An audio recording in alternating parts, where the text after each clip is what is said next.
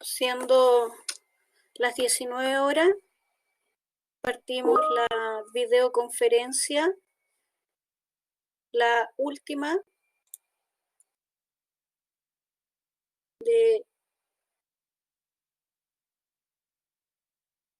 la serie de videoconferencias que iniciamos con los NUC. Hoy día cerramos con el NUC Herramientas Geomáticas para la Planificación Territorial.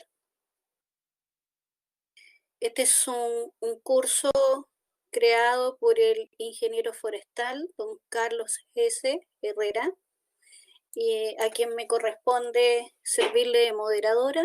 Mi nombre es Marisol Hernández, la directora de Informática Educativa, y les doy la cordial bienvenida a esta actividad. Les agradeceré que puedan mantener sus micrófonos y sus cámaras apagadas. El formato de la videoconferencia es que el expositor va a hacer su presentación y al término de ella tendremos una ronda de preguntas a través del chat, donde ustedes pueden ir escribiendo sus inquietudes.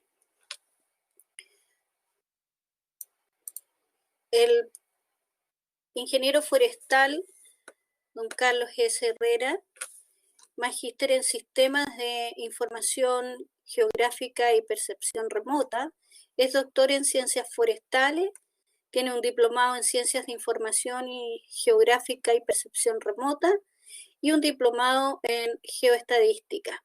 Tiene una vasta experiencia profesional como consultor forestal, profesor también instructor en el área cartográfica y felices de tenerlo dentro del cuerpo docente de Universidad Autónoma. Importante además decirles que todo el material que ustedes han tenido a disposición durante esta semana en el NU ha sido creado por él, quien gentilmente hoy día, pese a no encontrarse muy bien de salud, nos acompañó en la videoconferencia. Así que, don Carlos, la audiencia es toda suya. Muchas gracias.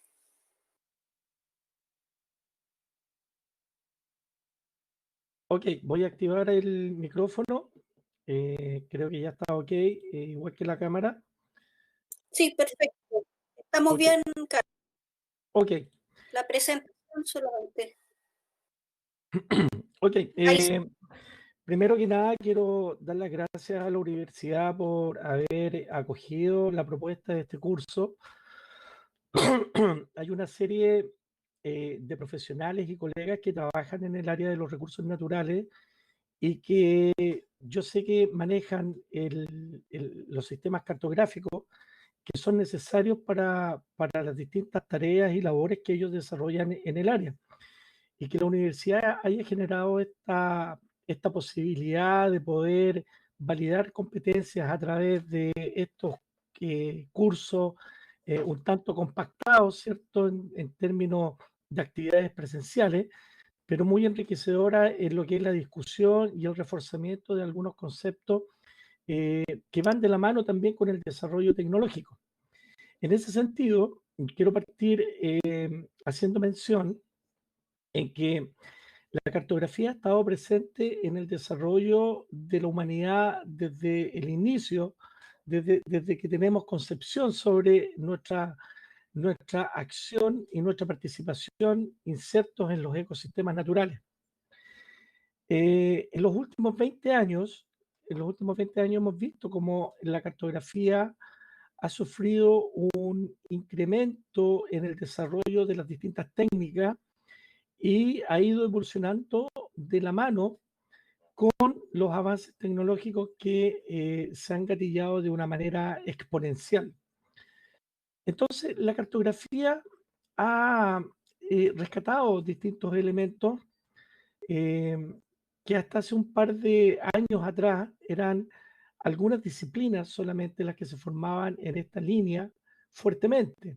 Los cartógrafos, geógrafos, ingenieros forestales, ingenieros civiles en el área de producción cartográfica. Pero, sin embargo, la cartografía ha tenido la facultad de transformarse en una herramienta transversal a múltiples disciplinas. Es así como hoy día hablamos, por ejemplo, de la geolocalización que se deriva a partir de la experiencia y del desarrollo de los sistemas de posicionamiento global. Es así como hoy día hablamos de ciencias que se han ido desarrollando en función y en base a las experiencias cartográficas que tienen que ver con la cartografía espacial y también con el desarrollo de la geoestadística, que son conceptos que hace un par de años atrás no eran muy comunes de encontrar en el segmento profesional, ¿ya? Sin embargo, hoy día, gracias al avance tecnológico, vemos que tenemos un gran abanico de posibilidades para poder trabajar en esta área. Es así como en el último tiempo ha aparecido el concepto de la geomática, que en el fondo lo que busca este gran concepto es poder de alguna manera rescatar los elementos asociados al desarrollo de la cartografía y toda la tecnología que está asociada al desarrollo cartográfico y al análisis territorial, a través de una serie de herramientas, de instrumentos, de software y de hardware que componen las distintas líneas de lo que es la geomática hoy en día. Sin embargo, para poder precisar un tanto algunos conceptos nuevos sobre cartografía, es importante que nosotros tengamos súper claro que a pesar de este acelerado desarrollo tecnológico de los últimos tiempos y de estos acelerados avances, ¿cierto?, en el desarrollo de la cartografía y de las posibilidades de análisis territorial, nosotros aún debemos tener muy claro cuáles son los principios y los fundamentos sobre los cuales la ciencia geomática se basa. Porque si nosotros no tenemos claro sobre qué es lo que nosotros nos estamos basando para hacer uso de la tecnología, difícilmente vamos a poder extraer todas las potencialidades de estas nuevas tecnologías, ¿ya? Por lo tanto, este curso se centra principalmente en lo que son los principios y fundamentos de la ciencia geomática. De ellas se rescatan, ¿cierto?, lo que son los sistemas de información geográfica como un gran sistema que vino de alguna manera a simplificarnos la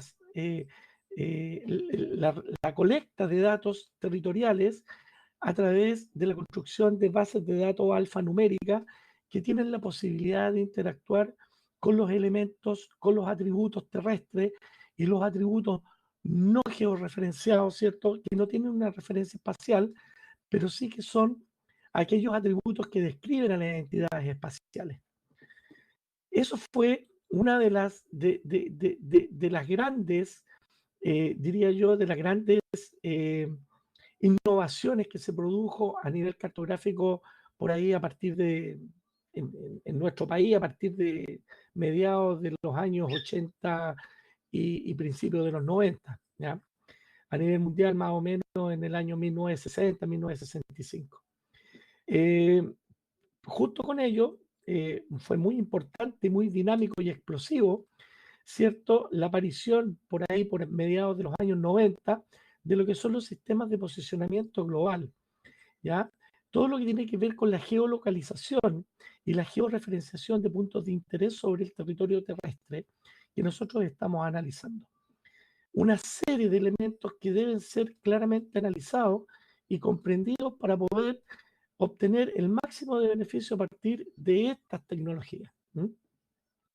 Por otro lado, la carrera espacial a principios de los años 70 gatilló de que hoy en día tengamos una constelación de satélites enorme circundando el planeta, desde las cuales nosotros, plataformas satelitales desde las cuales nosotros podemos hacer obtención de información a distintas escalas, ¿ya? Hoy en día los niveles de precisión de las imágenes satelitales son impensados, ¿ya?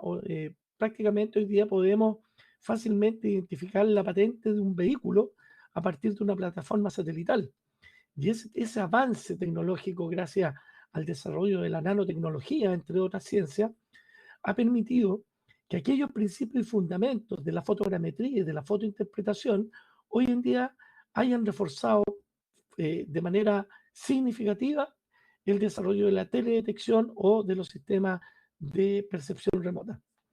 Y junto con ello también ha ido avanzando mucho lo que es la oferta de software y nuevas tecnologías como los computadores de gran capacidad multinúcleo que hoy en día permiten hacer procesos y análisis de millones de datos, ¿cierto?, en la plataforma a partir de lo que nosotros somos capaces de obtener del territorio. Entonces, siguiendo esta lógica, me gustaría compartir con ustedes esta imagen que me gusta bastante, porque la verdad que acá uno puede hacer mención a los principios y fundamentos de la teleobservación, ¿ya? Primero que nada, cuando nosotros queremos analizar el territorio, estamos pensando en hacer un análisis o planificar ciertas actividades dentro del territorio. La primera pregunta que nosotros nos hacemos es de qué manera somos capaces de obtener información del territorio. ¿Cómo podemos obtener esa información y llevarla a una plataforma en la cual podamos nosotros modelar y podamos realizar ciertas simulaciones? Bueno, una de las primeras puertas de entrada a todo análisis territorial siempre va a estar dado por la teleobservación. Esta teleobservación que se puede dar a cualquier escala, ¿ya? Pero que tiene una tremenda ventaja. El sistema sensor, que es el que captura la energía que es irradiada, ¿cierto?, por una fuente que ya sea externa o propia, ¿cierto?, que llega sobre la superficie terrestre, como vemos en esta imagen, esa energía que es capturada, ¿cierto?, que irradia la superficie terrestre, parte de ella es reflejada a la atmósfera nuevamente, y estos sistemas satelitales o estas plataformas satelitales que tienen sistemas sensores como las cámaras fotográficas, son capaces de capturar parte de esta energía y transformarla en una imagen. Este proceso que nosotros vemos acá, que está basado en un sistema sensor, se da a distintas escalas espaciales. Ya puede ser a través de vuelos no tripulados, como los tipo dron hoy en día, o de aviones no tripulados que hacen vuelos a baja altura, hasta los satélites que están orbitando a la Tierra y que cada cierto tiempo obtienen una imagen de un mismo punto de la superficie terrestre. Y por lo tanto podemos, a partir de ello, generar un sistema de monitoreo. Pero aquí el principio fundamental es la relación que existe entre el flujo de la energía y el sistema que es capaz de capturar esta energía y transformarlo en una imagen. Desde ese punto de vista, nosotros conocemos dos tipos de sensores. Por un lado están los sensores de tipo activo, que son aquellos que emiten su propia fuente de energía, y están los sensores de tipo pasivos, que son aquellos que requieren una fuente externa de energía, como en el caso de los satélites Landsat, por ejemplo, que requieren la energía del sol que irradia la superficie que yo quiero fotografiar, ¿ya? Otro de los principios importantes que se da acá es que toda esta información que es capturada por el sistema sensor nos va a generar lo que se conoce como la base cartográfica. Es un gran concepto ¿ya? El de la base cartográfica. Porque la base cartográfica, en definitiva, es lo que me va a permitir a mí generar mi cartografía. Y por lo tanto, en mi base cartográfica, yo debo seleccionar el mejor sistema que me asegure obtener la mejor imagen que satisfaga las necesidades de información geográfica que yo requiero para realizar un levantamiento en un territorio determinado, ¿ya? Junto con este gran concepto que es la base cartográfica, va a existir también otro concepto que va de la mano, que es el concepto de la base geodésica. Por lo tanto, yo no puedo tener o o pensar generar cartografía a partir de la base cartográfica si no conozco o si desconozco su base geodésica. La base geodésica es el sistema de referencia con el cual yo voy a posicionar los objetos sobre la superficie terrestre y por lo tanto son aquellos que me explican cuál es la porción de terreno o de territorio que está ocupando dicho objeto en la superficie o dónde está ubicado, dónde está emplazado aquel objeto que yo quiero representar a través de la cartografía. Por lo tanto, yo diría que estos dos conceptos, tanto la base cartográfica como la base geodésica, son fundamentales para el desarrollo de la cartografía. Una vez que nosotros, a partir de nuestro sistema sensor, hemos hecho el levantamiento de la información, hemos hecho la abstracción, ¿cierto? Una abstracción, hemos modelado qué es lo que sucede con el territorio, esta información viaja a un sistema de almacenaje vía señales remotas, ¿cierto? Y son almacenadas en potentes equipos que tienen grandes capacidades de almacenaje de información y grandes procesadores también para lograr un óptimo en la obtención de la información. Hasta mediados de los años 90, los procesos cartográficos requerían un esfuerzo tremendo y un adiestramiento de un equipo técnico que fuese capaz de poder interpretar todos los objetos que existían o que eran reconocibles sobre la imagen. Esos equipos eran conocidos como los fotointerpretadores de la información que yo tenía y por lo tanto el tratamiento que se realizaba en el levantamiento de la cartografía era un tratamiento visual. A partir de una serie de técnicas y herramientas y instrumentos, se podía hacer el levantamiento de la información a través de un análisis visual de la información, rescatando una serie de recomendaciones, entre ellas la definición de los traslapos en las fotografías aéreas, el ángulo, ¿cierto?, con el cual eran obtenidas las fotografías, las escalas de restitución a las que se iban a trabajar, etcétera, etcétera, eran parte del tratamiento visual de la información. Hoy en día, gracias al desarrollo de la tecnología y el avanzado desarrollo, diría yo, de las capacidades de los ordenadores, de nuestro hardware, la mayoría de los análisis han derivado lo que son los tratamientos digitales de la información, ¿ya? Clasificaciones supervisadas, clasificaciones no supervisadas, una serie de sistemas que se utilizan hoy en día para poder generar cartografía a partir de la identificación de núcleos, por ejemplo, redes neuronales para poder clasificar y otras técnicas que se aplican y que apuntan al tratamiento digital de la información. En donde lo que se analiza principalmente es el valor de la unidad mínima de información que tiene una imagen rasterizada, que nosotros la conocemos como un píxel, ¿ya? El tamaño mínimo de la información de una imagen, que es el píxel, almacena información y esa información que almacena corresponde a energía. Y esa información de energía que es transformada a radiancia, ¿cierto? O que puede estar expresada en reflectancia, es la que a mí me va a permitir poder hacer análisis estadísticos para poder generar clases y grupos homogéneos dentro de ciertos parámetros para poder identificar los distintos elementos que están presentes dentro de la información que yo estoy levantando del territorio. Por lo tanto, si resumimos esta imagen, lo que nosotros podemos rescatar es, primero que nada, la teleobservación es uno de los sistemas que nos permiten acceder a todo el territorio que nosotros queremos estudiar, incluso a aquellas regiones remotas en donde difícilmente podríamos hacer ingreso con otro medio que no fuese a través del medio aéreo.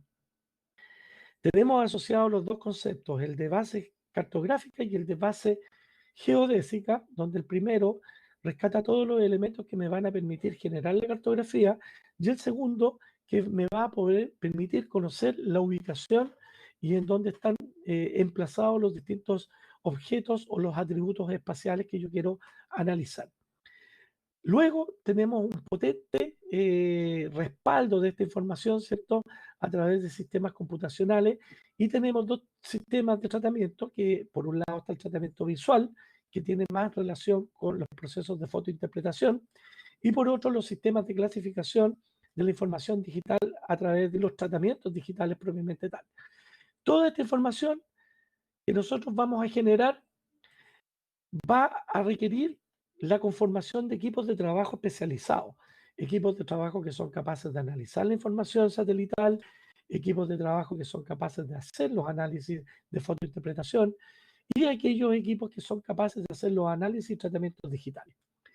Ustedes o nosotros somos los usuarios, los que vamos a estar sentados en la mesa tomando decisiones sobre cómo vamos a dirigir y cómo vamos a ordenar o cómo vamos a utilizar la información para nuestros fines de planificación, ¿ya?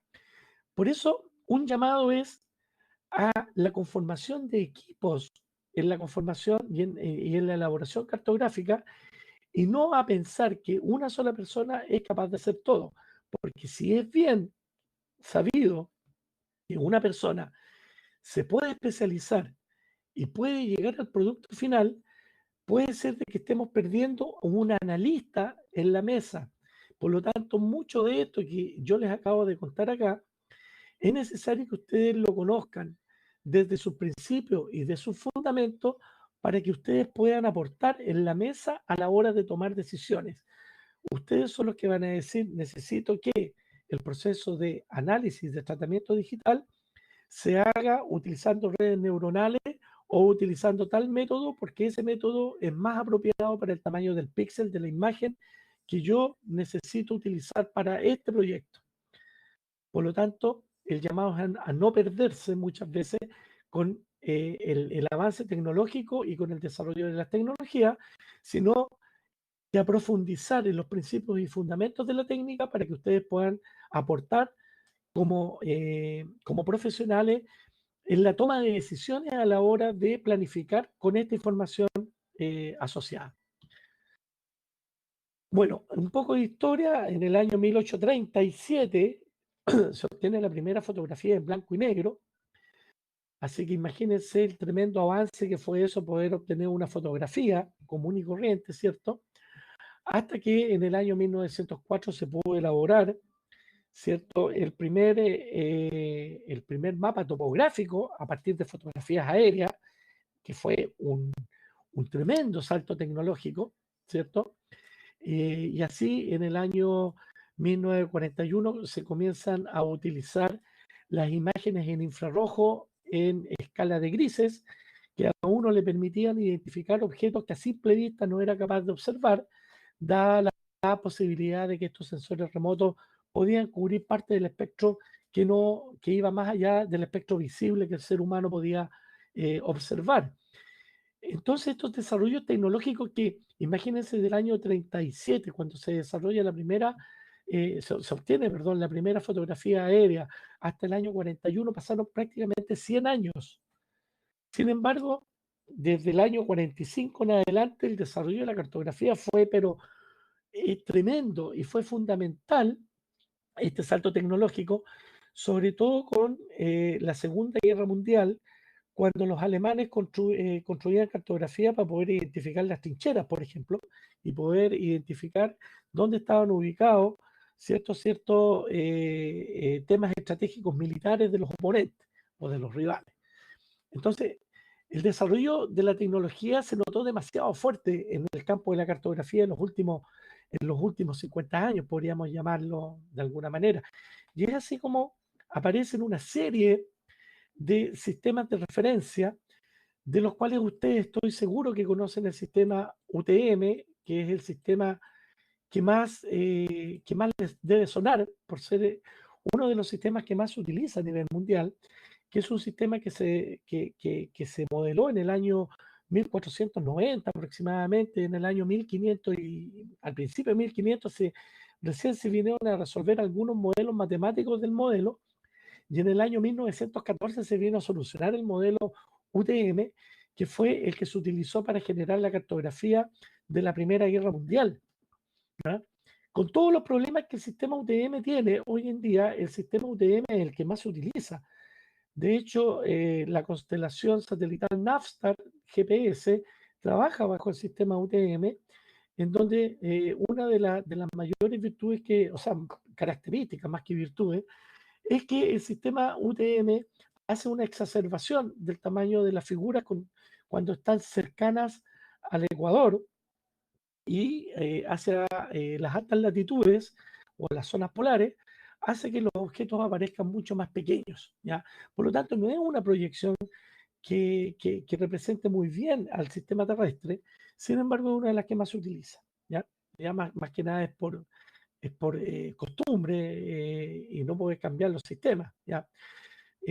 Pero también por ahí, por el año 1800 y tanto, se creó la proyección de Peters o de Gall-Peters, conocida así también, eh, en donde la distribución del tamaño de los continentes es mucho más real en términos de superficie, respeta mucho más la dimensión que tienen los distintos patrones, ¿cierto? De distribución hacia las altas latitudes y hacia la zona del Ecuador la mantiene. Entonces, se dice que la representación de Peters es una de las representaciones mucho más reales de cómo es, en definitiva, o cómo está distribuido el territorio terrestre, ¿cierto?, en nuestro planeta. Sin embargo, yo quería compartir con ustedes el tema de los sistemas de proyección, porque la verdad no hay un sistema de proyección que sea el sistema de proyección que nosotros vamos a utilizar y vamos a decir, este es el sistema de proyección. Lo que sucede es que cuando nosotros trabajamos con un sistema de proyección cartográfico, lo que nosotros tenemos que hacer es que si vamos a definir, trabajar con el sistema de proyección X, todos nuestros proyectos dentro de la organización deben conversar bajo el mismo sistema. Por lo tanto, el llamado es que, por un lado, no existe un sistema de proyección que es mejor que otro, sino que el sistema de proyección que a mí me es útil debe estar estandarizado dentro de todas las actividades y dentro de la organización de todos los proyectos que yo desarrollo. Con ello voy a estar evitando tener problemas, ¿cierto?, con la ubicación espacial de mis objetos dentro del proyecto, ¿ya? Debemos recordar, por otro lado, que la construcción cartográfica es una sumatoria de disciplinas. Parte con los cartógrafos, tiene mucho de ingeniería, tiene mucho de la fotogrametría y de la geodesia, ¿ya? Tiene mucho de la geografía. Por lo tanto, el desarrollo de la cartografía también tiene mucho de lo que ver el arte, el cómo yo represento los distintos elementos cartográficos, ¿cierto?, territoriales. Más allá de la técnica, más allá de la ingeniería, más allá de las reglas, también la cartografía es arte. Por lo tanto, cada vez que yo me veo enfrentado a la cartografía que la empresa de un colega X desarrolla, yo voy a tener la posibilidad de encontrar elementos y formas de interpretar los distintos elementos de una manera distinta, ¿ya? También vista desde la profesión en la cual yo construyo cartografía. Por eso es que es importante dentro de los principios y fundamentos del desarrollo de la cartografía tener claro que la cartografía está al servicio de uno y no uno al servicio de la cartografía. Y por otro lado, tener claro también que la cartografía tiene mucho de arte y por lo tanto tiene mucho de subjetividad, ¿ya? Pasando al concepto de la base geodésica, la base geodésica nos vino a solucionar a nosotros una cantidad enorme de problemas que teníamos con respecto a la ubicación y el emplazamiento de nuestros proyectos cartográficos.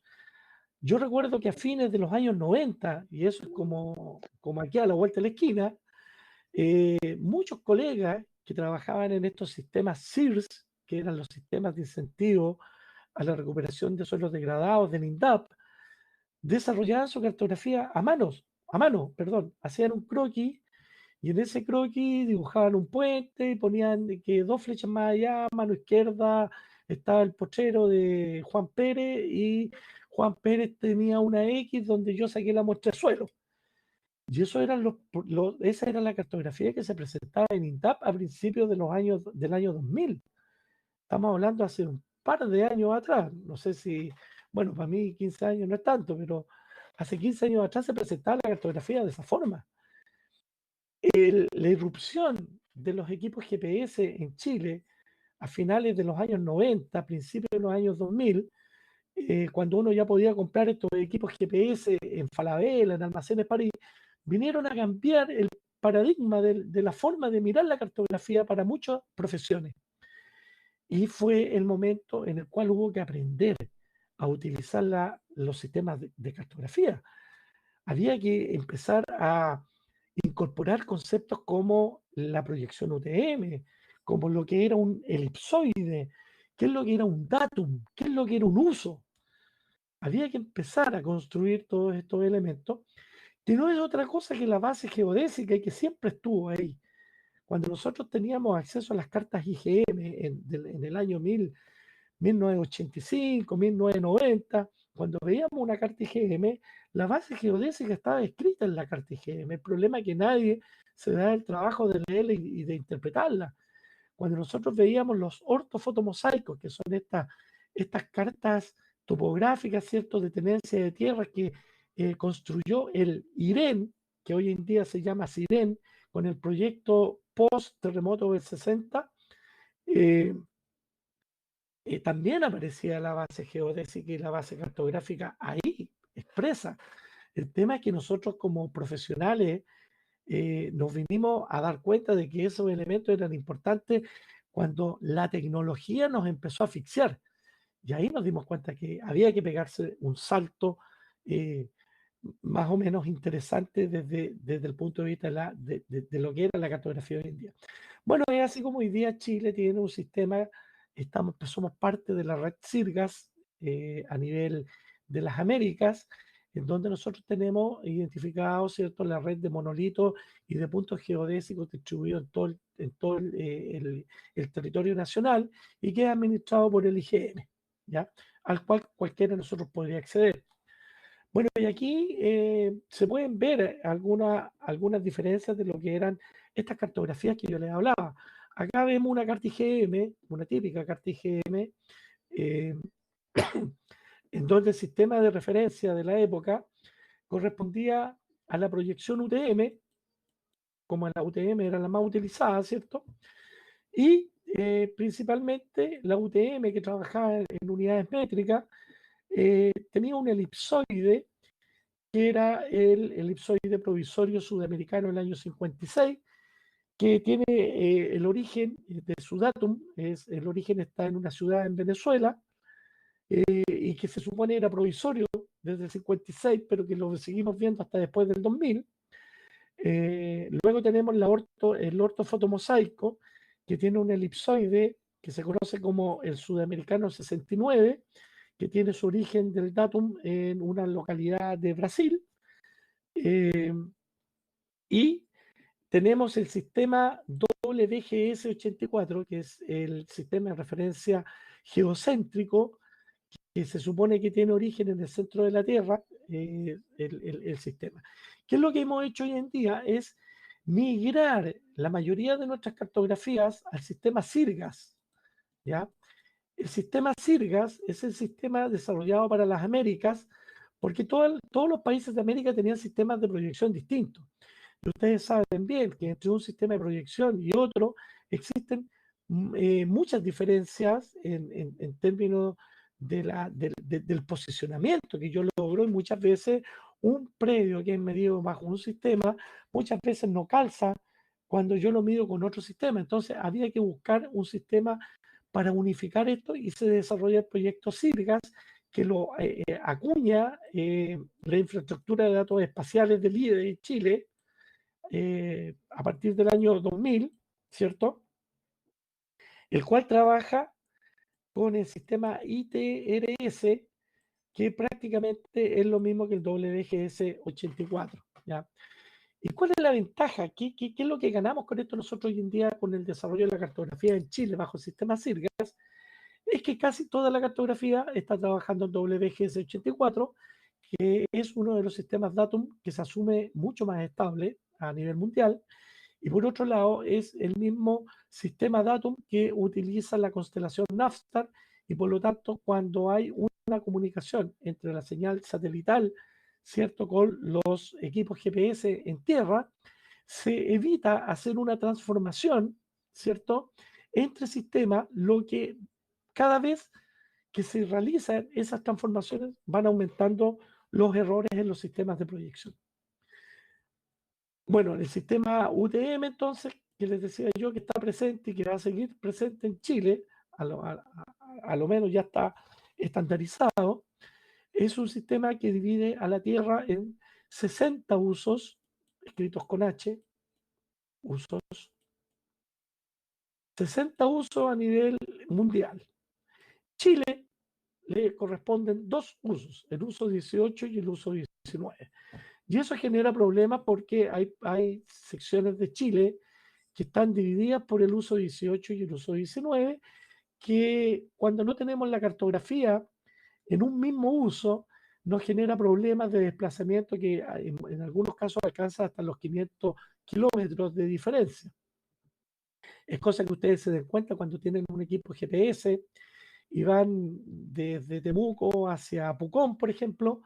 Ustedes van saliendo de Villarrica y al salir de Villarrica, el equipo GPS cambia la coordenada del eje X, y hay una modificación en donde la coordenada del eje X pasa de los 700.000 a los 250.000, algo así aproximadamente, ¿ya? Por lo tanto, si nosotros vamos a trabajar con la proyección UTM, tenemos que tener claro que nuestro territorio puede ser que esté dividido en uso 18 y un uso 19. Para quienes vivimos aquí en la 9ª región, sabemos bien que tenemos 2 usos, y por lo tanto la recomendación es que la cartografía la trabajemos en un solo uso, o toda la información en uso 19 o toda la información en uso 18. Bueno, dicho esto, que eran las bases, principalmente las bases cartográficas y geodésicas importantes, vamos a pasar a conversar un poquito el avance de lo que fueron los sistemas de información geográfica y cuál es su principal característica. Los sistemas de información geográfica, recuerdo yo por ahí por el año 90, 95, uno de mis profesores nos dijo a nosotros que los sistemas de información geográfica eran un sistema que servía para hacer mapas bonitos. Y la verdad es que en ese tiempo muchos pensaban eso, que los sistemas de información geográfica servían para poder hacer mapas más bonitos, con colores, porque se utilizaban las plataformas de los computadores y de los distintos hardware con los que se trabajaba. Pero no era así. Los sistemas de información geográfica tenían una tremenda ventaja.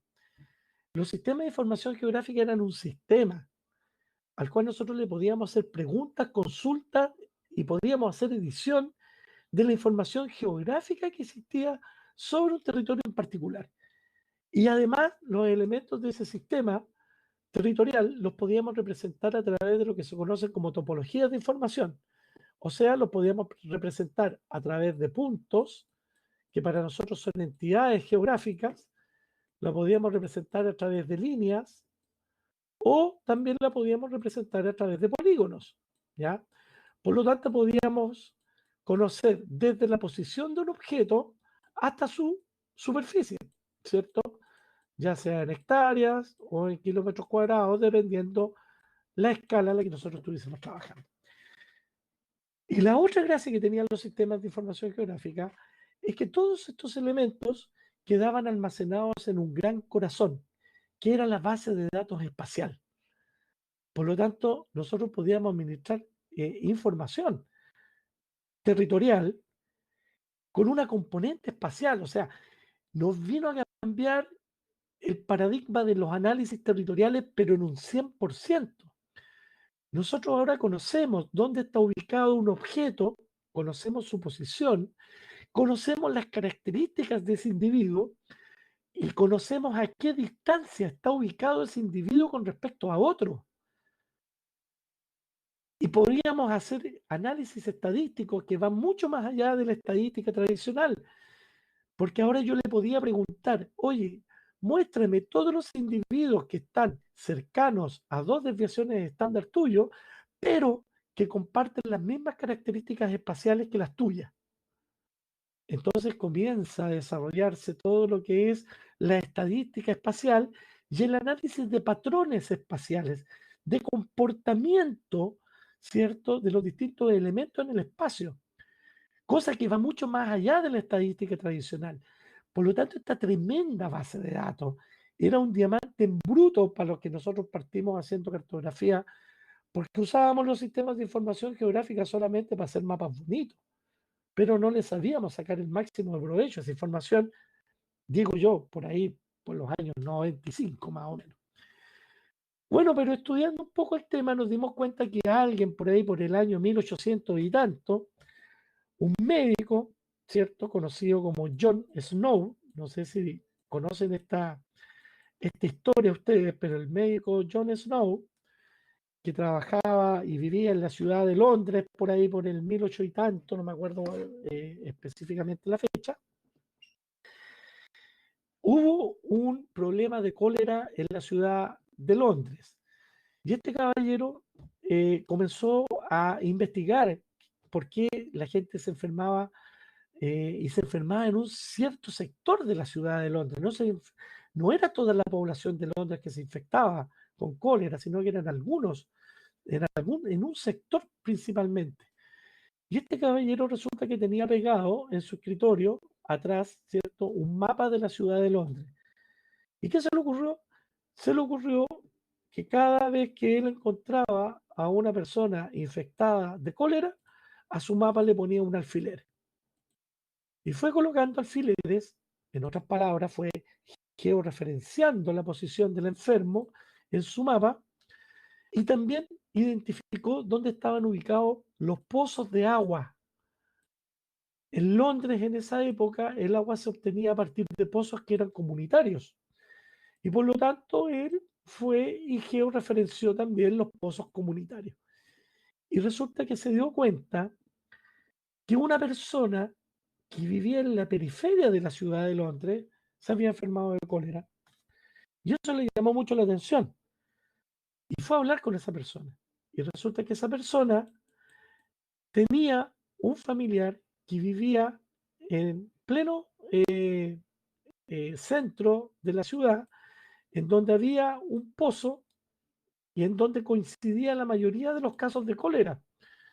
Entonces, esta persona que él identificó, esa persona había ido de visita al hogar, ¿cierto?, de su familiar en el centro de Londres y había consumido agua contaminada que estaba en uno de los pozos.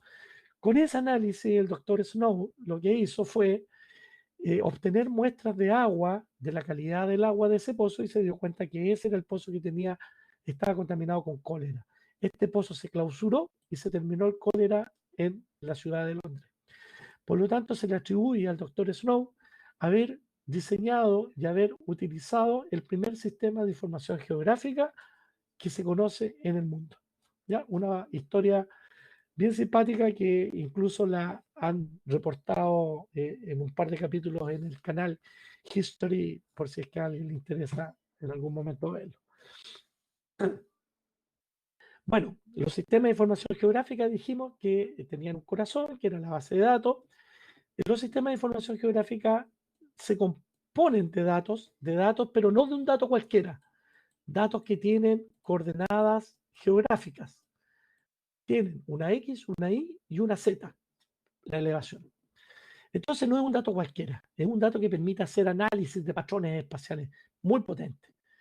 Se compone de distintas metodologías, necesariamente equipos de hardware, equipos de software y usuarios. Si no tenemos usuarios, difícilmente vamos a poder utilizar nuestro sistema de información geográfica.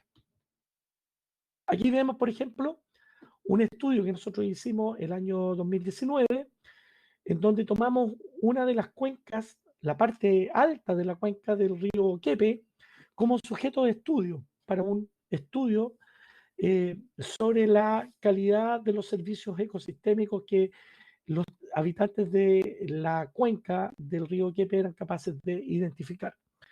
Y aquí, ¿qué es lo que vemos? Por un lado vemos el mundo real, vemos una abstracción del mundo real, ¿cierto? Que está representado a través de los límites de esta cuenca geográfica.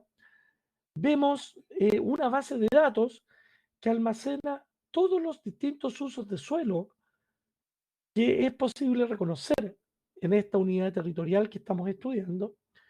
Vemos, por otro lado, una serie de herramientas de software que fueron necesarias utilizar para hacer el levantamiento de esta información, entre esas un software muy querido para ustedes, que es el ArcMap, que yo creo que sí lo han escuchado, que es el sucesor del ArcView, que en algún momento tienen que haberlo usado algunos de ustedes, y que viene del famoso ArcInfo, ¿ya?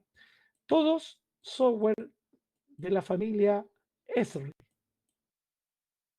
una empresa norteamericana desarrolladora de software, ¿cierto? Y de prestadora de servicios de sistemas de información geográfica. Todo esto que nosotros vemos acá, que es la lógica de hacer un levantamiento SIC. Primero, identificar el territorio. ¿Cuál es mi unidad de estudio? ¿Cuál es mi sujeto de estudio? La cuenca. Ok, ¿qué es lo que voy a estudiar? Voy a identificar los distintos usos de suelo. Perfecto, los distintos usos de suelo van a alimentar la base de datos espacial. Esta base de datos espacial tiene coordenadas, sí, tiene coordenadas geográficas, por lo tanto son entidades geográficas.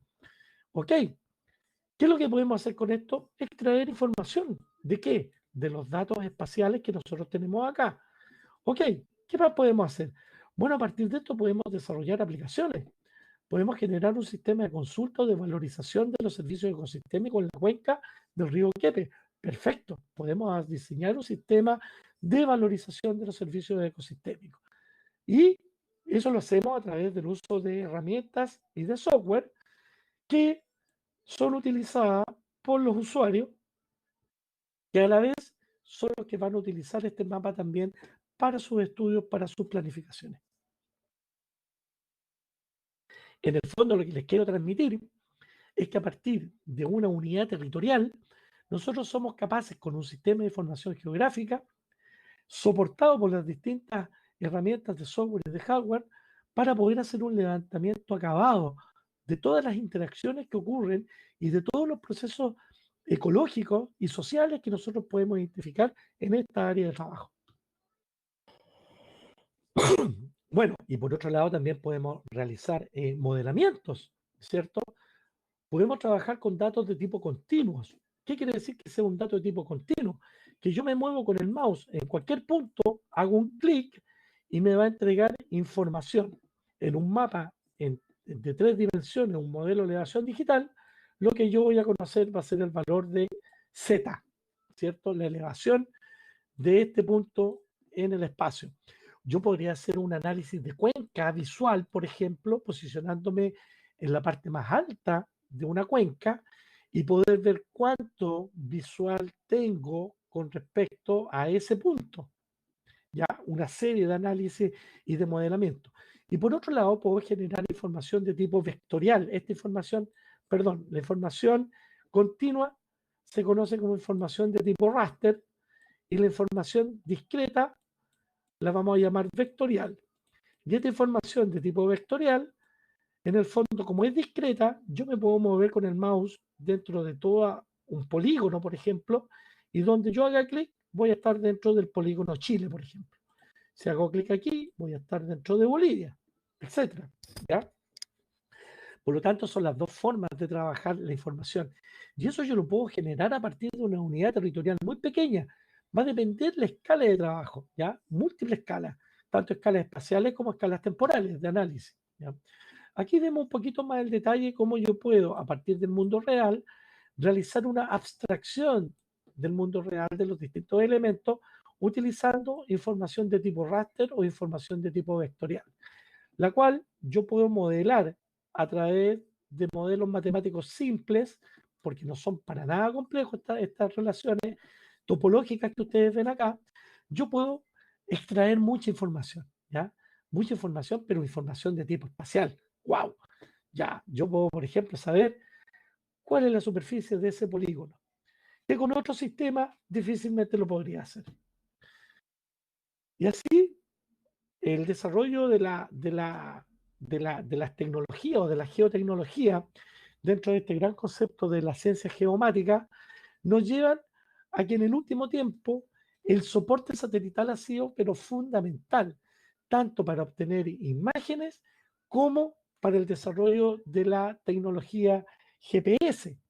Hoy en día hablamos de sistemas de posicionamiento global y nos acordamos inmediatamente de nuestros equipos GPS de Almacenes París, Corona, DIN, llámese la tienda que ustedes quieran, lo pueden encontrar. Pero hoy en día hablamos de geolocalización, donde utilizamos los sistemas GSM, ¿cierto? Y utilizamos también los sistemas Wi-Fi. Ustedes saben que el sistema Wi-Fi también es un sistema de geolocalización. Todos los instrumentos que tengan, ya sea como los teléfonos celulares que utilizan el sistema GSM o también que utilizan el sistema Wi-Fi de Internet, nos ha hecho de que estemos todos georreferenciados. Por lo tanto, nosotros existimos en una red de datos georreferenciados, ¿cierto?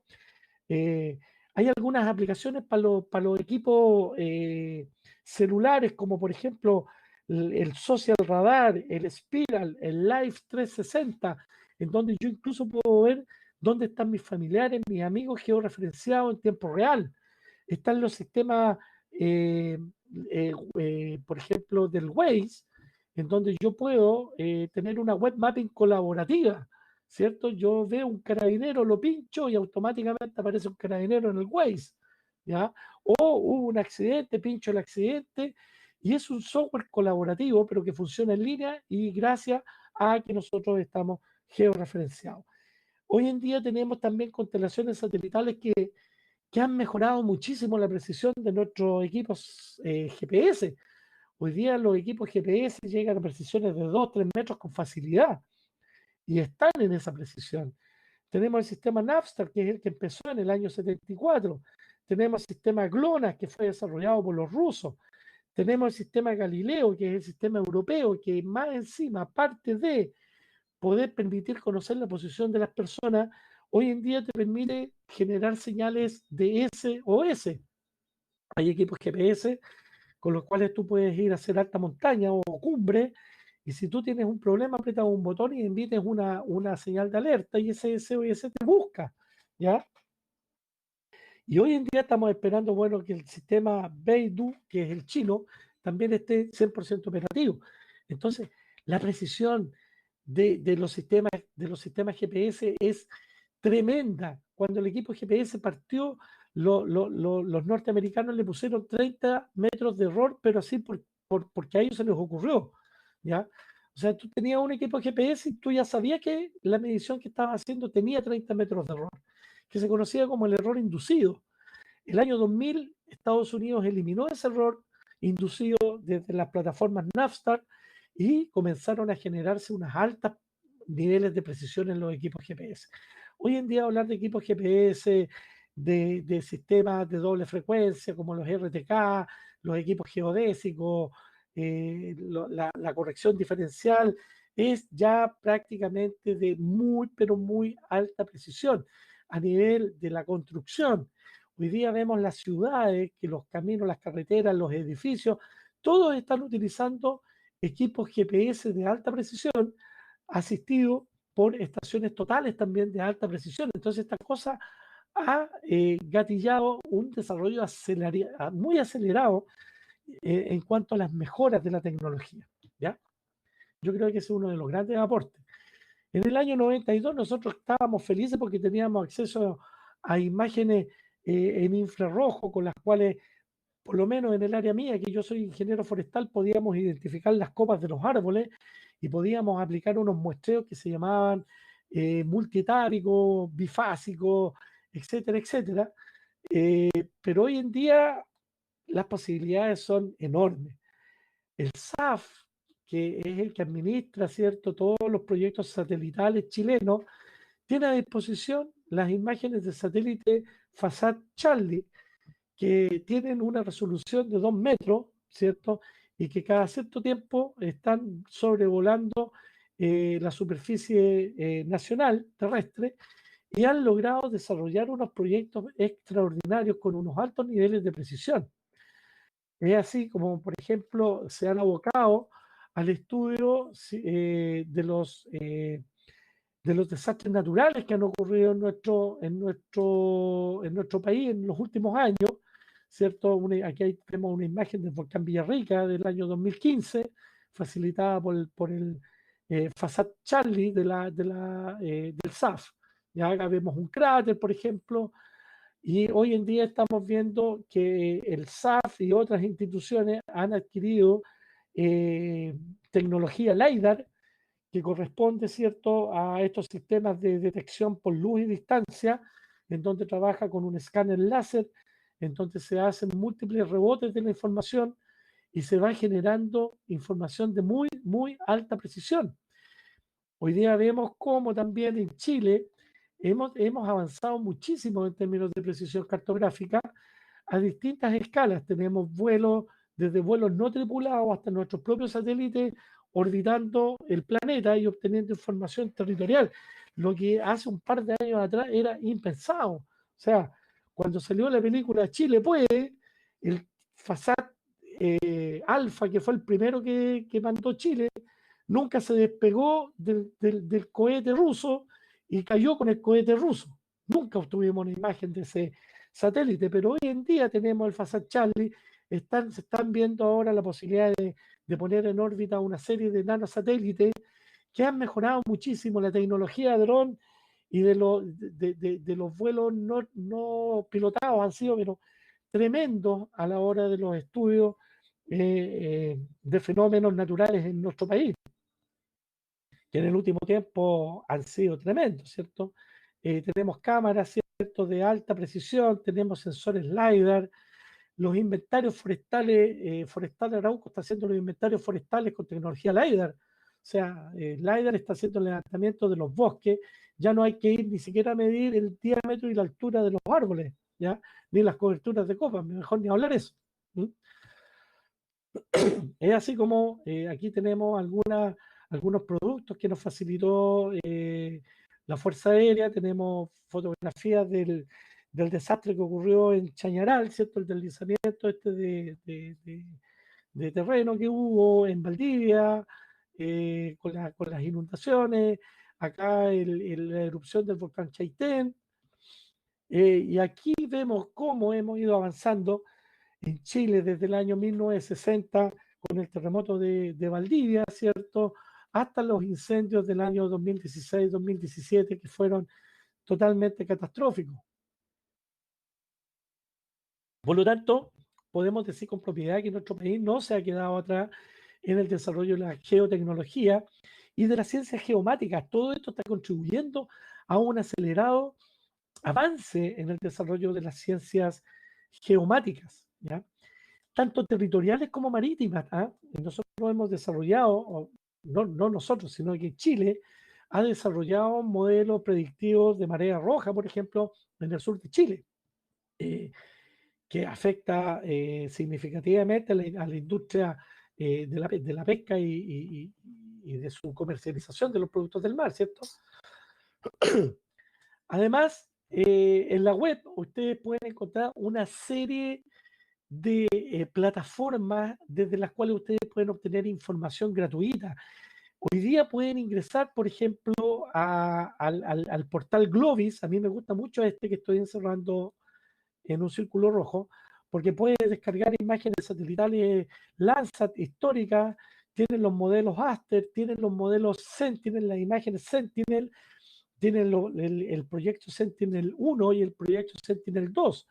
Están los sistemas MODIS, está la posibilidad de descargar imágenes NOAA que te entregan pero una cantidad de información tremenda, incluso las imágenes vienen procesadas, ¿ya? Hoy en día ni siquiera hay que desgastarse mucho en procesar información, ¿ya? Y así, suma y sigue, los sistemas LiDAR hoy en día son mucho más masivos, ¿cierto? Tenemos estas plataformas, los aviones no tripulados, los drones con una cámara LiDAR espectacular. O sea, lo que ha impactado estas tecnologías en el desarrollo de la viticultura, por ejemplo, eh, los proyectos que se están haciendo en línea, Quilamapu en Chillán, que los lidera el colega Stanley Bess, en el tema de agricultura y precisión son extraordinarios, ¿ya? Los sensores remotos terrestres, hoy en día, la agricultura de precisión, los mapas de fertilidad, la siembra variable, la dosis variable, son conceptos que hace un par de años atrás era imposible tenerlo en nuestra jerga, ¿ya? Este listado de software que ustedes ven acá, que en la mayoría son software gratuitos, ¿cierto? Algunos pagados muy caros como Erda o PCI y otros, pero la mayoría software gratuitos como GBSIG, GRASS, Saga, hoy en día son potentes software para el análisis de la información. Ahí están los links por si quieren entrar para descargar y conocer de qué se trata. Pero uno de los software que a mí, en lo personal, me llama mucho la atención, cómo ha ido metiéndose fuertemente en el tema cartográfico y de la geoestadística y de la estadística espacial, es el software R. No sé si han tenido la oportunidad de trabajar con software R, pero el software R es un software que nació bajo la filosofía del software libre, gratuito, Linux, en la plataforma Linux, eh, que fue desarrollado por estudiantes de posgrado para poder hacer su análisis estadístico, porque poder acceder a plataformas de otros software que eran pagados eran demasiado caros y restrictivos para los estudiantes. Y resulta que el software R es un lenguaje muy simple de programación que ha ido agarrando vuelo y es colaborativo. Hoy en día existen millones de aplicaciones en R. ¿Cómo será que hoy estamos descargando imágenes satelitales en forma directa desde R, haciendo correcciones atmosféricas en forma directa con R, haciendo extracción de información, generando modelos, generando índices vegetacionales con R, y además que con R tú puedes hacer todos los análisis estadísticos, geoestadísticos y de estadística espacial que a ti se te ocurran? Es así como han aparecido un par de libros. Yo aquí en esta presentación les pongo dos. El primero es un libro gratuito para quienes quieran explorarlo, lo pueden descargar, es cosa de poner el nombre del libro y lo van a poder encontrar. Y el segundo es un libro que es pagado, pero que tampoco es de un alto valor. Pero ya con este primer libro, y después ya si ustedes quieren entrar en el mundo de la cartografía utilizando el software R, yo los invito. De hecho, yo hace bastante tiempo que no trabajo con otro software que no sea R, porque R me solucionó los problemas de migrar desde ArcGIS o desde QGIS a una plataforma que haga análisis estadístico, sino que hago inmediatamente los análisis estadísticos con R. Bueno, y ya para ir terminando esta clase,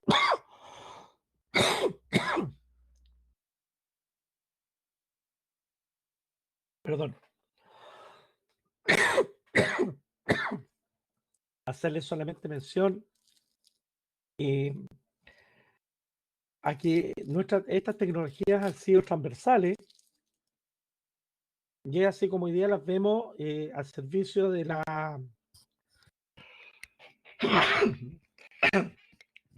al servicio de la agricultura de precisión, ¿ya? En la producción de frutales y en la producción de granos. Hoy en día tú puedes mapear tu área de cultivo y puedes pedir que las máquinas trabajen solas, que hagan solas todo el trabajo de la siembra, de la fertilización, de la fumigación, etcétera, etcétera. Incluso hoy en día con sistemas terrestres de percepción remota, tú puedes pasar por estas hileras y puedes ir midiendo ciertas características de las frutas para saber si han alcanzado los niveles deseados para la cosecha. Bueno, y además está decir que uno puede hacer los mapas de fertilidad, como los que estamos viendo acá, por ejemplo, en esta imagen, los mapas de fertilidad que de alguna manera hacen mucho más eficiente, ¿cierto? La inversión de los agricultores a la hora de invertir en fertilizantes, en abono o en líquidos para control de maleza, haciendo también más sostenible las distintas actividades productivas y los sistemas productivos. Bueno, creo que con esta última lámina estoy dando término a lo que es esta charla, más que mostrarle cosas nuevas, sino que es una orientación hacia tener presente algunos conceptos que son importantes en el desarrollo de la geomática. Dentro de ello, rescatar los conceptos de los principios y fundamentos de la ciencia cartográfica y no olvidarnos que la tecnología está al servicio de los usuarios y no los usuarios al servicio de la tecnología. Así que con esto les quiero agradecer la confianza que han depositado en la universidad, en quien habla. Quizás a muchos de ustedes los conozco, a otros no. Y creo que ahora vamos a tener un entretenido espacio de conversación. Gracias. Muchas gracias, Carlos. Damos paso a los participantes para que comiencen a publicar sus preguntas a través del chat.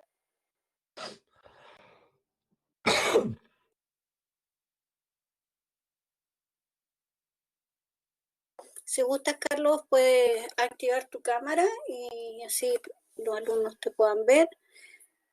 La primera pregunta viene de Catherine, que primero parte dando las gracias por la clase.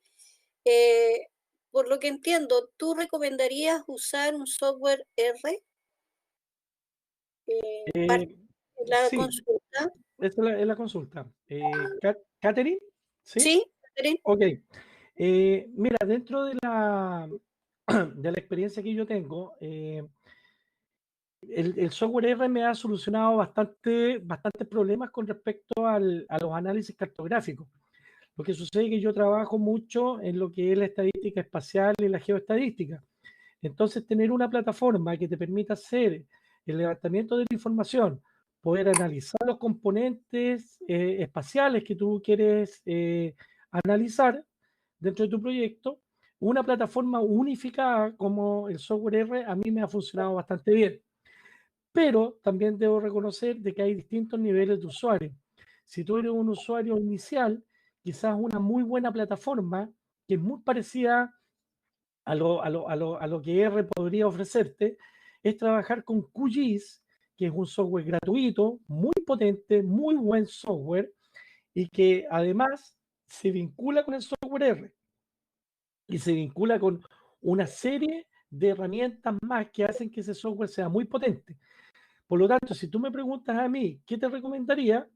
Si tú eres un usuario inicial o de un nivel medio, yo te aconsejaría utilizar QGIS. Es un muy, muy buen software. Sí, ahí comentaba ella que usó alguna vez ArcGIS, pero que hoy día no se da. Sí, QGIS es una excelente alternativa. De hecho, lo voy a anotar en el chat por si no lo conocen. QGIS. ¿Okay? También se conoce en la red como QuantumGIS. Es un excelente software y tiene mucho soporte en línea y que además como es gratuito, tú puedes encontrar incluso manuales en línea, videos en YouTube de cómo se utiliza. Muy bueno. Sí. Constanza, consulta si habrá alguna inducción sobre los software. No, la verdad es que este es un curso introductorio a la temática. No entramos en profundidad en manejo del software, así que no está contemplado. Otra consulta, Juan Antonio. Excelente presentación, Carlos. Una pregunta. ¿Cuál es la mejor alternativa para obtener información LiDAR en Chile? Wow, buena pregunta porque hoy en día la información LiDAR lamentablemente no está gratuita. ¿Ya? Lo que sí existe es algún convenio que tiene, por ejemplo, el Instituto Forestal con la empresa Arauco, que ellos tienen un vuelo de todo el territorio de su patrimonio, por lo cual tú podrías quizás ponerte en contacto, si tienes una necesidad de información LiDAR, ponerte en contacto con el Infor y a través del Infor tratar de obtener información para el proyecto que tú quieres desarrollar. Esa es una alternativa. La segunda alternativa es que tú te pongas en contacto con el SAF. El SAF acaba de adquirir hace, si no me equivoco, hace un año, un sensor LiDAR de última generación, el cual necesita poner en acción. Por lo tanto, si tú tienes un proyecto dentro de una organización y ustedes necesitan información, se pueden poner en contacto con la gente del SAF. Yo sé que el SAF a través de convenios puede facilitar la obtención de vuelos LiDAR. De hecho, a nosotros en la universidad, en el marco de un proyecto, me ofrecieron apoyar el levantamiento de información con información LiDAR, ¿ya? Y lo otro ya es buscar alguna empresa particular que te pueda ofrecer el servicio. En Chile hay algunas, pero los servicios tienes que considerar que los servicios son bastante caros, así que yo creo que idealmente tendría que ser financiado a través de algún proyecto, porque como consultor, si uno fuese pensando como consultor para generar cartografía, utilizando la información LiDAR, se hace un poco más difícil. Además que el procesamiento de la información LiDAR no es una cosa tan fácil tampoco, ¿ya? A uno lo que le venden en el servicio LiDAR generalmente es una nube de puntos, y esa nube de puntos uno tiene que entrar a procesarla, y por lo tanto tiene que tener un cierto adiestramiento. Hay algunos software gratuitos, pero que son un tanto complejos, ¿ya? Pero sí se puede utilizar. Acá hay otra consulta. Dice, ¿para qué ámbito laboral se recomendaría emplear el software R? ¿Para qué ámbito laboral? Hoy en día ha explotado el concepto de Machine Learning y de Big Data a nivel mundial, siendo el Machine Learning y el Big Data tratamientos masivos de información o de datos, perdón, para extraer información estadística que es transversal a muchas disciplinas. Por ejemplo, yo que soy formado en el área de los recursos naturales, yo actualmente dicto clases de estadística a estudiantes de ingeniería comercial. Y con los estudiantes de ingeniería comercial, yo me he dado cuenta que los tratamientos estadísticos tienden a ser los mismos. Entonces, utilizar un software como R es también transversal, porque R es un software que, por ejemplo, en mi caso, para dar docencia o dictar docencia, R es muy bueno porque el estudiante tiene que aprender estadística para poder usar el software. Entonces me ayuda a avanzar en los contenidos y en los fundamentos de la ciencia estadística para poder desarrollar los análisis estadísticos con el grupo de estudiantes. Pero en cuanto a las disciplinas, yo te puedo aconsejar, el software R hace de todo, tiene la capacidad de solucionar problemas que van desde el área rural hasta la medicina. Y esas aplicaciones están disponibles para los usuarios, ¿ya? Los usuarios están con posibilidad de poder usar todas las aplicaciones que se han desarrollado en R. Entonces, el software R hoy día hace de todo. Y lo que no hace, tú lo puedes programar más encima. Así que es muy versátil en ese sentido. Perfecto. ¿Qué diferencia hay entre un levantamiento con tecnología LiDAR y un vuelo aerofotogramétrico? Bueno, hay varias diferencias, ¿ah? Los sistemas LiDAR lo que hace es poder obtener información rápida y precisa con un alto nivel de precisión sobre los modelos de superficie y los modelos de elevación territorial, ¿ya? Los modelos de elevación, estos modelos en 3D. Porque el sistema LiDAR lo que hace es enviar pulsos de rayo láser que caen sobre los distintos objetos que están ubicados en la superficie terrestre, y esos pulsos son devueltos al sistema sensor. Y cada vez va profundizando más hasta llegar a la superficie. Son millones de datos que se generan, y con eso tú puedes generar modelos de superficie, modelos de elevación digital, modelos de elevación, ¿cierto?, de los distintos elementos que están presentes en el territorio. A diferencia de la fotogrametría, que para poder levantar o hacer un modelo en 3D, tú necesitas hacer todo un proceso de ortorrectificación, ¿cierto? Y llevar eso a un sistema digital para poder generarlo. O si estás dispuesta a hacer un proceso de restitución análogo, ¿cierto? A través de un Sketchmaster o de algún sistema similar, hacerlo a mano prácticamente, ¿ya? Pero son sistemas distintos. La fotogrametría te permite hacer una muy buena fotointerpretación de distintos elementos, generar por la escala, dependiendo de la escala de trabajo, generar procesos de restitución de muy buena calidad, pero los sistemas LiDAR te entran a solucionar los problemas porque hacen lo mismo y mucho más rápido, ¿ya?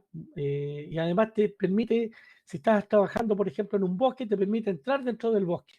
¿Mm? Esa creo yo que sería la respuesta. Nicolás, dice, soy geólogo y me gustaría saber si manejas o has manejado alguna vez un dron para realizar topografía. Y si es así, ¿es amigable?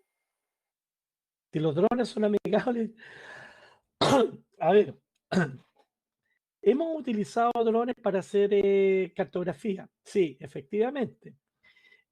Son bastante amigables los drones, no son complejos de utilizar. De hecho, con tu teléfono celular, tú cargas una aplicación que te permite diseñar las líneas de vuelo, el dron hace el levantamiento de la información, incluso le puedes le puedes definir cuáles son las áreas de traslapo para poder obtener imágenes que se puedan ver en 3D, ¿cierto?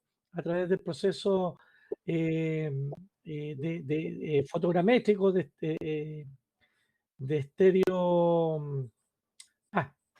Se me olvidó el nombre, pero se puede generar a través de estos modelos en 3D con la definición de traslapo. Y no es complejo utilizar el dron, pero sí tiene ciertas limitaciones que tú tienes que tener en consideración. Primero, los software que te permiten hacer el análisis de la información que tú levantas con el dron para poder obtener el 100% de aprovechamiento de esa información. Los software son pagados y son caros. Lo segundo, el tiempo de vuelo del dron es de 25 minutos. Eso es lo que dura una batería. Por lo tanto, cada vez que tú haces un vuelo, tienes que calcular el tiempo y ojalá llevar unas 4 baterías si tu dron va a estar volando por mucho tiempo. Y lo tercero, que hay que tener mucho cuidado, sobre todo tú que eres geólogo, en aquellos sectores de alta montaña, ¿ya? Porque en aquellos sectores de alta montaña hay problemas magnéticos que afectan el vuelo del dron, y por lo tanto el dron no puede volar. O el dron no sigue la ruta que tú le has definido, ¿ya? Entonces hay que tener cuidado con ese tipo de situaciones a la hora de trabajar con drones. Preguntan por la página donde tú hablaste de imágenes históricas. ¿Cuál sería? Si lo puedes escribir en el chat, por Sí, favor. en el chat voy a... en el chat, me equivoqué, tiene que ser acá, chat público. Aquí estamos. A ver, el software se llama QGIS. Le voy a responder Quantum GIS a la colega que nos preguntaba adelante. Quantum GIS. Y la página para descargar imágenes satelitales es Glovis. Tal cual, Glovis con B corta. en el material docente que nosotros le entregamos en este curso, hay detalles sobre esa página. ¿Ya? Perfecto. Ahora, si ustedes quieren, yo tengo una guía que enseña cómo descargar. Y yo me puedo comprometer a subirla. Yo no sé, Marisol, si eso es posible. Tú nos puedes enviar el material y nosotros lo cargamos. No tengo problema. Perfecto. Para ya ir cerrando, relacionando las imágenes ortomosaicos del SIREN, ¿la calidad de estas imágenes sirve para ser usadas por topografía? ¿Cuáles, perdón? No te escuché. Relacionado a las imágenes ortomosaico del SIREN, ¿la calidad de estas imágenes sirve para ser usadas por topografía? Ah, perfecto. Las ortofotos los ortofotomosaicos que fueron construidos por el CIREN, Centro de Investigación de Recursos Naturales, es la cartografía que el SAC le pide a los topógrafos utilizar como base para proyectos topográficos, para hacer sus divisiones prediales. ¿Ya? ¿Por qué? Porque en esa cartografía aparecen los roles de propiedad y muchas veces aparecen los roles madres de propiedad. Entonces, es muy recomendable utilizar esa fuente para generar tus proyectos de desarrollo topográfico. Ahora, si tú quieres desarrollar un proyecto topográfico más allá de los límites de la propiedad, en donde tú quieres, por ejemplo, identificar los distintos usos de suelo que existen en el predio que tú estás topografiando, yo te recomendaría hacer un vuelo dron, porque los proyectos de topografía generalmente son de poca superficie y con eso vas a obtener fotografías de muy alta calidad para poder hacer tu proyecto. Pero ante la pregunta, si es para topografía, los ortofotomosaicos son excelentes, porque tienen los roles y los roles madre de los predios. Carlos, te damos las gracias, no queremos seguir abusando, sabemos que tu salud está delicada. Agradecerte por esta excelente presentación, por el material que también generaste en el curso y estar aquí compartiendo con cada uno de los participantes. A cada uno de los participantes, darles las gracias por estar esta tarde con nosotros, por confiar en la Universidad Autónoma, invitarlos a seguir revisando el curso, recordar que la certificación es gratuita, tiene algunos requerimientos básicos, como todo proceso académico, implica que hay que responder la evaluación que ya hoy día quedó disponible. Esta videoconferencia es grabada, también va a quedar a disposición de ustedes y también hay que contestar la encuesta de satisfacción. El tutor social, José Cabello, quien ha estado estos días escribiéndole, les va a informar sobre el proceso de certificación y les va a hacer llegar a todos aquellos que hayan terminado y aprobado el curso, la respectiva certificación. Nuevamente, muchísimas gracias, Carlos, muchísimas gracias a el equipo de desarrollo corporativo, Gustavo Niglander, por la gestión para poder desarrollar estos cursos, y al equipo de informática educativa y los tutores sociales que nos han estado acompañando esta semana y que han hecho posible el desarrollo de cada una de estas actividades. Un abrazo a cada uno de ustedes, que tengan un muy buen fin de semana y salud para todos, considerando el tiempo en el que estamos. Que estés muy bien, Carlos. Ok, muchas gracias por la invitación, un gusto.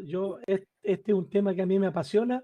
Podría haber estado hablando toda la noche, pero lo dejamos para más adelante. Ya una nueva oportunidad. Así que un abrazo, cuídense y muchas gracias por el tiempo y la invitación.